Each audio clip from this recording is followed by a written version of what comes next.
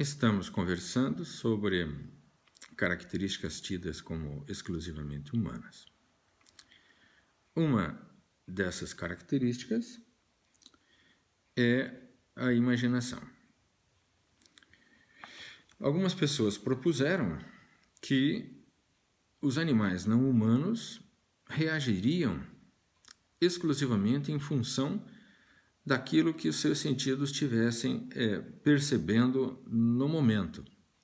Ou seja, que eles eram incapazes de agir em função de situações não presentes. A imaginação tem como definição apresentar na mente situações não presentes, situações passadas, futuras, situações irreais.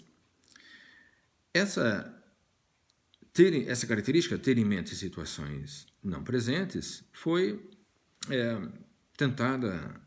feita uma tentativa de demonstrar essa característica em outra espécie. Então, foram montados alguns experimentos bem conduzidos com chimpanzés, e esses experimentos mostram nitidamente que o seu comportamento não é determinado exclusivamente pelas sensações do momento. Ele é capaz de agir em função de uma expectativa, em função de uma situação que não está presente. Ou seja, ele é capaz de imaginar o que vai acontecer e se comporta de acordo com isso que ele imagina que irá acontecer. Não é um comportamento tido exclusivamente em função daquilo que os sentidos apresentam naquele momento. Experimentos foram conduzidos também com cães, muitos experimentos foram conduzidos, e é nítida, né, a demonstração é bem feita, é inequívoca, que cães agem também em função de suas previsões, ou seja, eles podem ter em mente situações que não estão presentes, situações que eles imaginam que ocorrerão. Então, a imaginação, nitidamente, não é uma característica exclusivamente humana.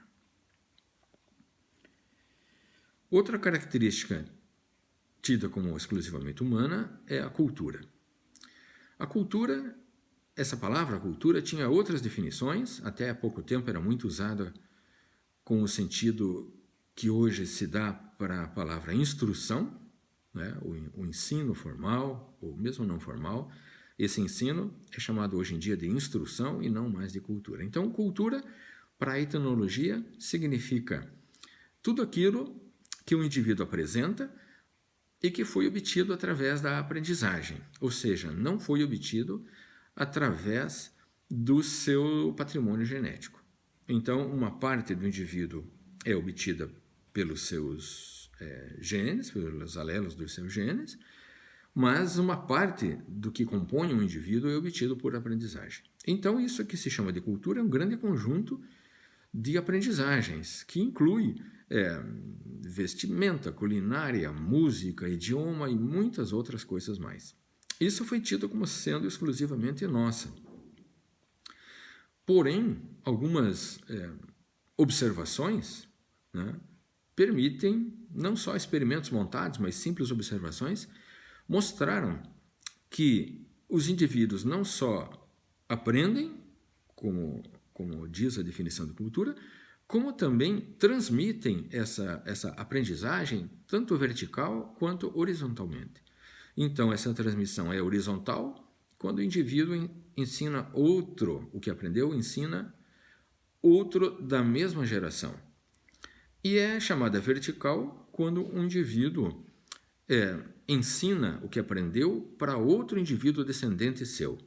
Isso está bem observado, bem analisado, e está presente em muitas espécies, aves, mamíferos. Não só o indivíduo aprende, como ele transmite a sua aprendizagem. Então, a cultura nitidamente não é uma característica exclusivamente nossa. Pode-se dizer que os humanos apresentam uma grande quantidade de cultura em relação àquilo que ele obteve através de seu patrimônio genético, né? Nós temos muita cultura, podemos dizer assim, mas não somos os únicos a apresentar cultura. Outra característica tida como exclusivamente nossa é de definição um pouco mais não tão óbvia, que é a autoconsciência. Autoconsciência significa a consciência de si mesmo, a noção que o indivíduo tem que ele é ele, a noção que o indivíduo tem que ele é diferenciado do meio ambiente, a noção que o indivíduo tem de seus limites, que faz com que ele seja um ente separado do meio ambiente, a noção que faz com que o indivíduo não confunda ele com os demais componentes do meio ambiente ou com os demais componentes da mesma espécie. Isso é chamado, então, consciência de si ou autoconsciência. Isso era tido como sendo exclusivamente nossa, ou seja, apenas nós humanos saberíamos que nós éramos nós mesmos, enquanto que as outras espécies, animais, não teriam essa noção. No entanto, foram feitos alguns experimentos relativamente simples com chimpanzés, e esses experimentos mostraram que os animais agem em função da sua imagem em espelho, sabendo que aquela imagem é a sua própria imagem. Ou seja, ele reconhece a sua imagem no espelho. Ninguém reconhece o que não conhece, né? Ele, ao reconhecer a sua imagem no espelho, demonstra que ele apresenta a consciência de si mesmo. Esses experimentos, parecidos com esses, foram feitos com elefantes, foram feitos também com golfinhos, e posteriormente foram feitos outros experimentos com chimpanzés também, usando dessa vez fotografias, e não há dúvida que pelo menos algumas espécies conseguem ter a noção de que eles são eles, ou seja, a autoconsciência, a consciência de si, é uma característica que está presente não só em nós humanos. Nós temos, mas outras espécies também têm.